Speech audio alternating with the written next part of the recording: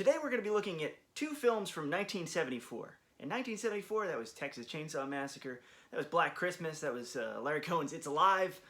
It's a pretty good year in horror, which leads me to ask, down in the comments, I want you to tell me what your favorite year for movies is. Well, there's a lot of contenders, and there's probably a bunch of stuff that I'm not thinking of because I'm not quite a chronologically minded person, but I would love to hear them down in the comments.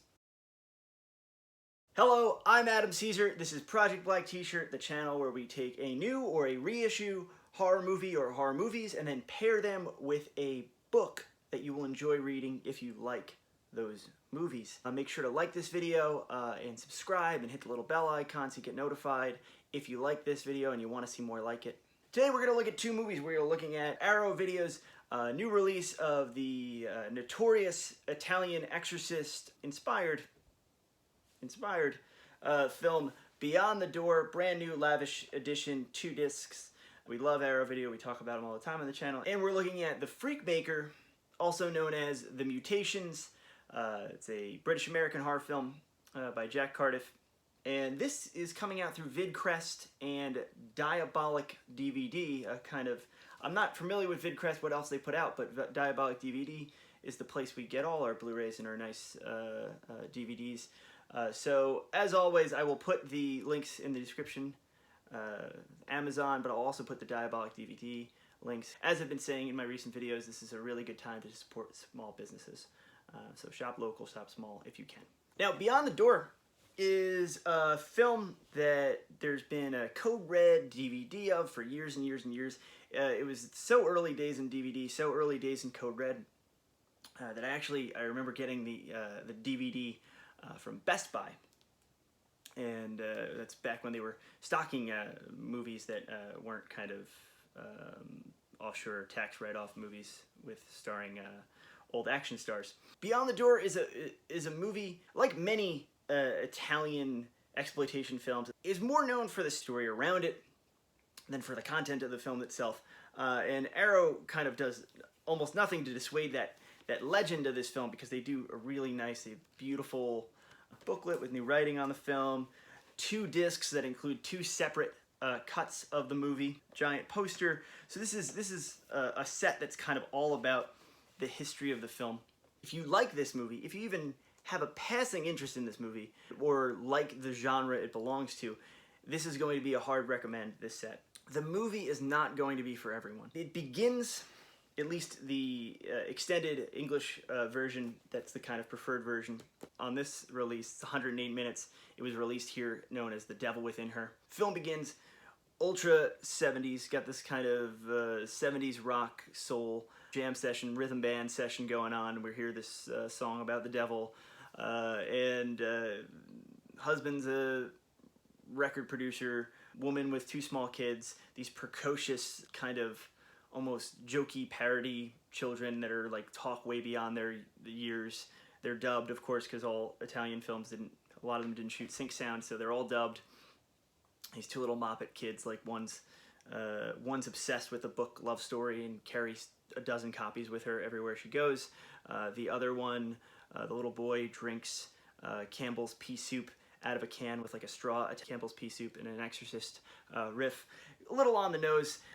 It's amazing how close this film was released to The Exorcist. What co-director Asanides says is that he was reading, he had a flight to, I forget where he was going, but he had a intercontinental flight, and he'd picked up William Peter Blatty's The Exorcist while he was going on the flight, read it, and then as soon as he got off the flight, tried to get in touch with the publisher to get the rights to it to make his own version of The Exorcist. And of course, at this time, WB and William Friedkin were already making their version.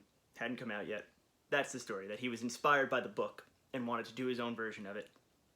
And for all the flack that Beyond the Door gets, and for all the visual quoting it does during the actual exorcism scenes, it's very different. It's a very different movie. It's a much goofier, much weirder movie.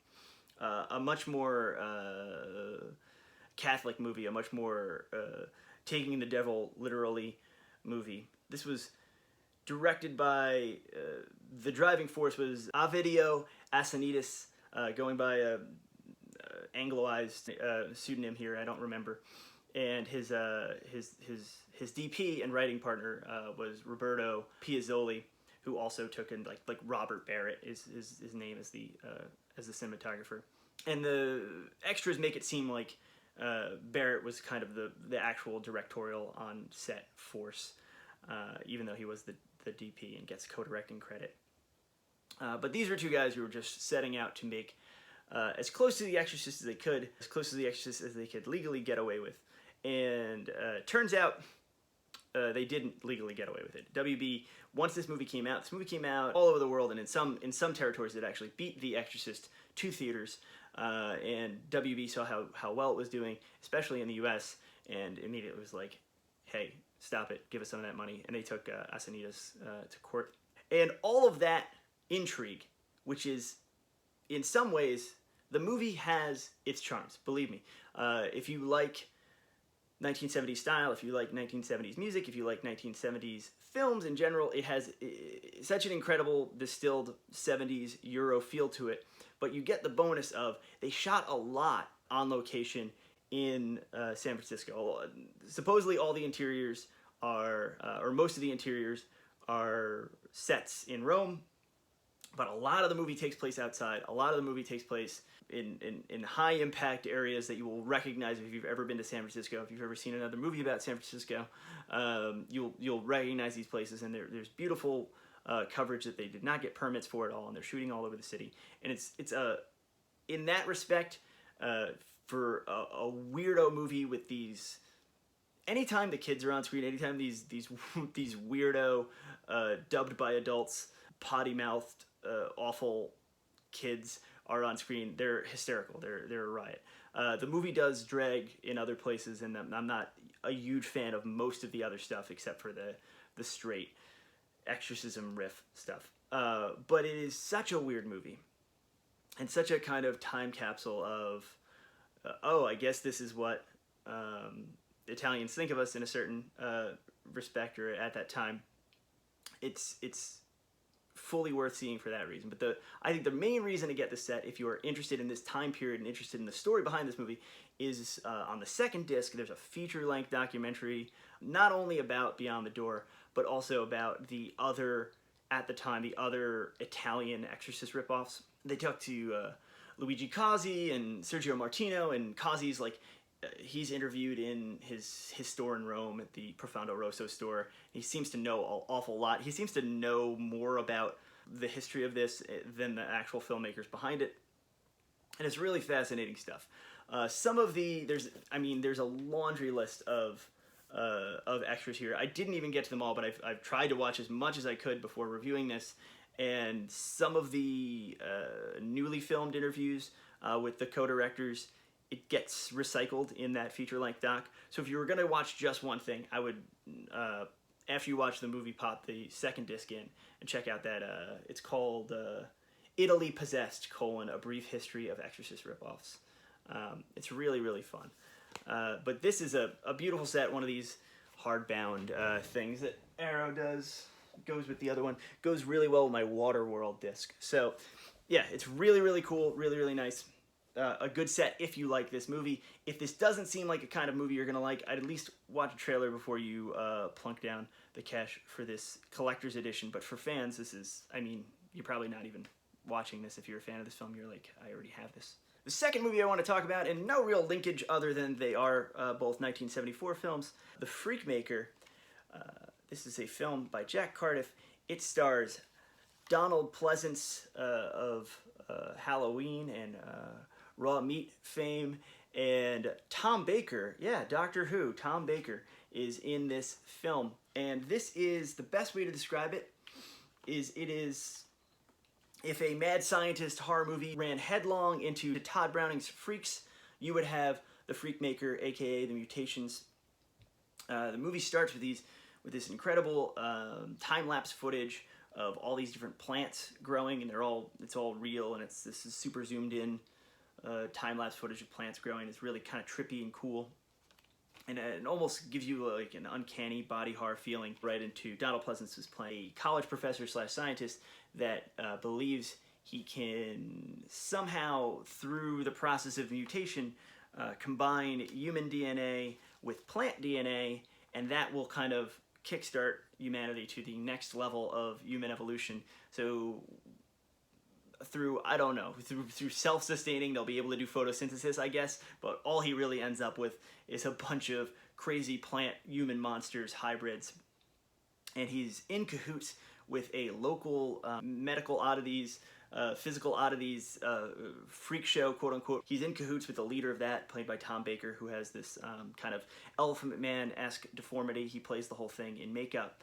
and he's accompanied by several people who actually do have these interesting physical attributes. They're real people, they're playing themselves, and it's really interesting kind of snapshot into that that lifestyle, while still being a goofy, mad scientist science fiction movie. It is a movie that really has everything, and that's why I wanted to talk about it. I watched it a little while ago, but I was like, I don't want to just talk about Beyond the Door in this video. Jack Cardiff, if you recognize that name, which you probably will, he's best known as a cinematographer. He did like really classic movies, not even not classic movies like Beyond the Door, like classic movies like The African Queen and Black Narcissus and The Red Shoes. He was the cinematographer for those films.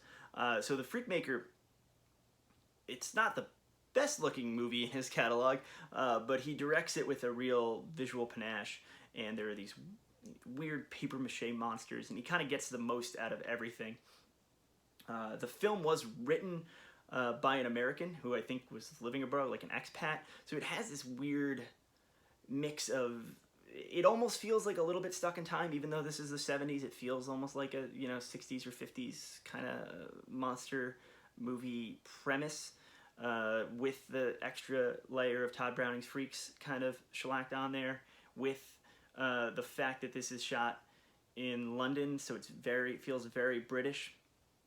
It's got a great feel to it, and I really this is a discovery for me. I recognize that I've seen the poster all over the place. I'd never sat down and watched it, but what a pleasant surprise. Really great movie. And this Blu-ray looks really nice, and it's I think it's not being sold on anywhere else. I think it's just sold on Diabolik, so I'll put the link down in the description for that. This week's book recommendation, because we talked about Beyond the Door, and because it's such an obvious ripoff of The Exorcist, we're not going to recommend William Peter Blatty's The Exorcist. We're not going to recommend Legion. We are going to recommend Ken Greenhall's Elizabeth. This is kind of a possession story. I've talked about it before. It is about a young woman who becomes possessed by a woman in her family who died a while ago. Very creepy. It's very unsettling. It's kind of disturbing, but it is really worth reading. Beautiful prose, and really holds up. Don't forget that in August I have coming out Clown in the Cornfield. This is through Harper Teen, a division of HarperCollins. It has a blurb by Clive Barker, an author who knows how to make us afraid. Hey, that's me. And while you're waiting for this, you can check out all my other books. I've got a ton of them. They are on Kindle ebook. They are in paperback. They are in audiobook. Wherever books are sold, wherever you want to get them, you can go get them. I'll put the links down in the description to find those. Yeah, that's that.